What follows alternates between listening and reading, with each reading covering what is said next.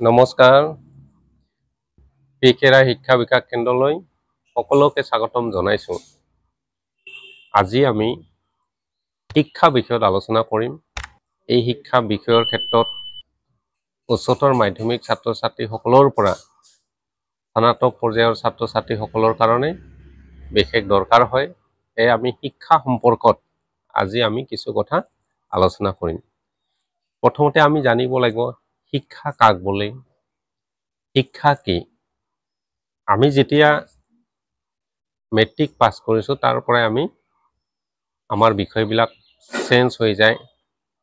কলা বিষয় আহে, বিজ্ঞান বিষয় আহে, কমাৰ্চৰ বিষয় আহে, এনেকুৱা ধৰণৰ কৰি বেলেগ বেলেগ ভাগ হৈ যায়।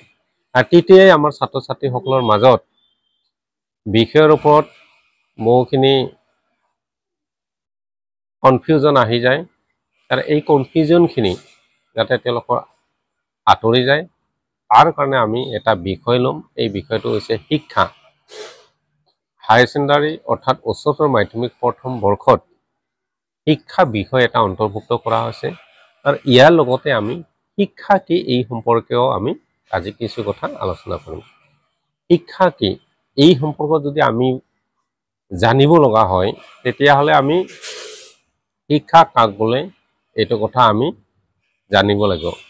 শিক্ষা বুলি ক'লে আমি এইটোৱে বস্তু জানো যে কোনো বিষয় বা কৰ্মক্ষেত্ৰত বিশেষ জ্ঞান, দক্ষতা আৰু কৌশল আয়ত্ত কৰাটোকে আমি শিক্ষা বুলি ক'ব পাৰোঁ। এই শিক্ষা সম্পৰ্কত বিভিন্ন শিক্ষাবিদসকলে, বিভিন্ন দাৰ্শনিকসকলে তেওঁলোকৰ নিজা নিজা মতামত দাঙি ধৰিছে। প্ৰত্যেকে বেলেগ বেলেগ মতামত দাঙি ধৰিছে আৰু তেওঁলোকে নিজা নিজা মতত নিজৰ নিজৰ হিচাপত সংজ্ঞা আগবঢ়াইছে।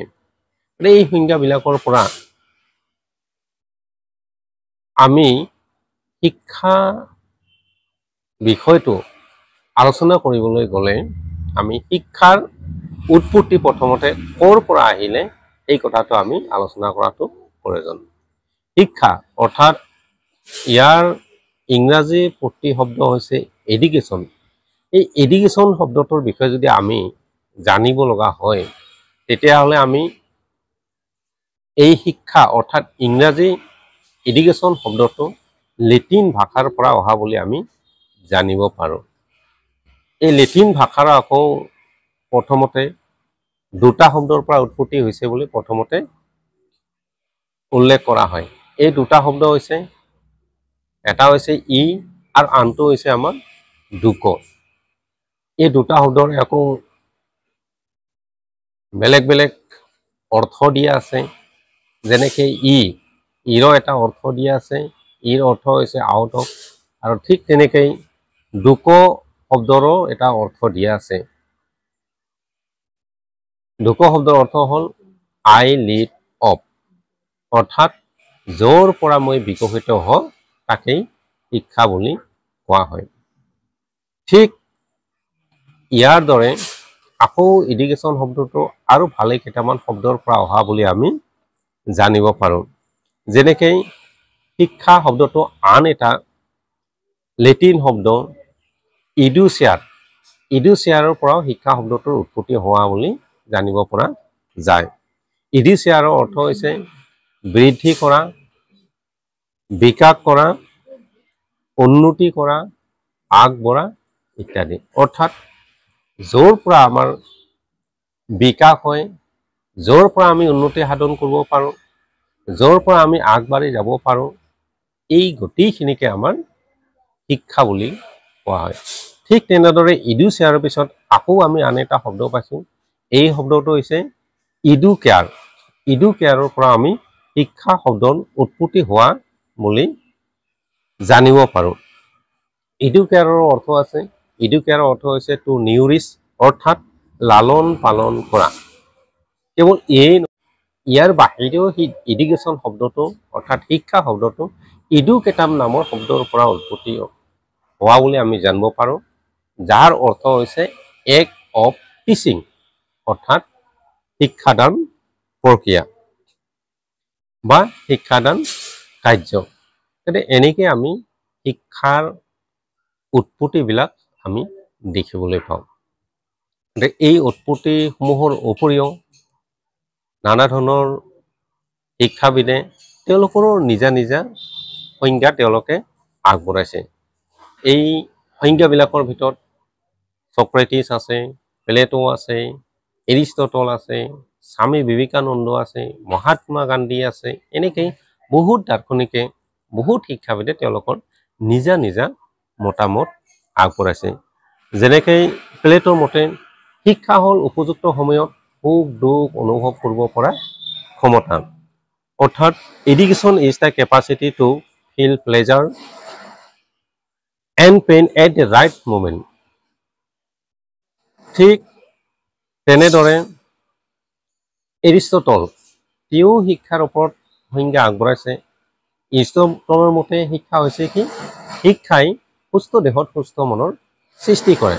অৰ্থাৎ a sound mind in a sound body. তেনেকৈ জন ডিউ আছে। জন ডিউ তেওঁৰ নিজা মতামত আগবঢ়াইছে। জন ডিউৰ মতে শিক্ষা হ'ল অভিজ্ঞতাৰ পুনৰ নিৰ্মাণ। তাৰোপৰি আৰু বহুতো শিক্ষাবিদ আছে, যেনেকৈ আমাৰ মহাত্মা গান্ধী তেওঁ শিক্ষাৰ ওপৰত এটা ভাল সংজ্ঞা দাঙি ধৰিছিল। তেওঁ কি কৈছিল যে শিক্ষাৰ দ্বাৰা মই শিশুৰ দৈহিক, মানসিক, আধ্যাত্মিক, সৌন্দৰ্যবোধক সকলো প্ৰকাৰ বিকাশৰ কথাই বুজো। অৰ্থাৎ by education I mean all round development of his mind, body and spirit. অৰ্থাৎ সকলো প্ৰকাৰ বিকাশেই হ'ল শিক্ষা। এই সংজ্ঞাবিলাকৰ পৰা অৰ্থাৎ ইয়াৰ উপৰি আৰু বহুতো শিক্ষাবিদে তেওঁলোকৰ সংজ্ঞা আগবঢ়াইছে। গতিকে এই গোটেইবিলাক শিক্ষাৰ সংজ্ঞাবিলাকৰ পৰা আমি শিক্ষা সম্পৰ্কে আমি এটাই মতত উপনীত হ'ব পাৰোঁ যে শিক্ষাটো হৈছে এটা আমাৰ অভিজ্ঞতাৰ পুনৰ নিৰ্মাণ। অৰ্থাৎ যাৰ জৰিয়তে আমি বিভিন্ন ধৰণৰ অভিজ্ঞতা লাভ কৰিব পাৰোঁ বা বিভিন্ন কৰ্মক্ষেত্ৰত আমি যাৰ জৰিয়তে আমি জ্ঞান আয়ত্ত কৰিব পাৰোঁ, বিভিন্ন দিশত যাৰ জৰিয়তে আমি জ্ঞান অৰ্জন কৰিব পাৰোঁ, এই গোটেইবিলাক দিশক সামৰি লৈয়ে শিক্ষা বুলি কোৱা হয়।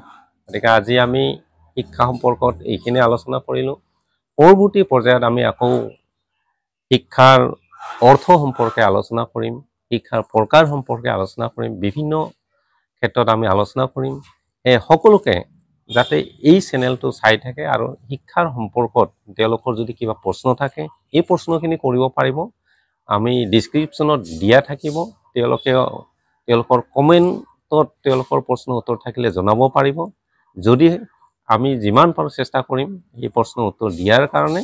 আৰু সকলোকে পৰৱৰ্তী পৰ্যায়ত আমি যি শিক্ষাৰ অৰ্থ আলোচনা কৰিম বা শিক্ষাৰ প্ৰকাৰ আলোচনা কৰিম, তেনেকৈ পাৰ্ট বাই পাৰ্ট আমি আলোচনা কৰি থাকিম।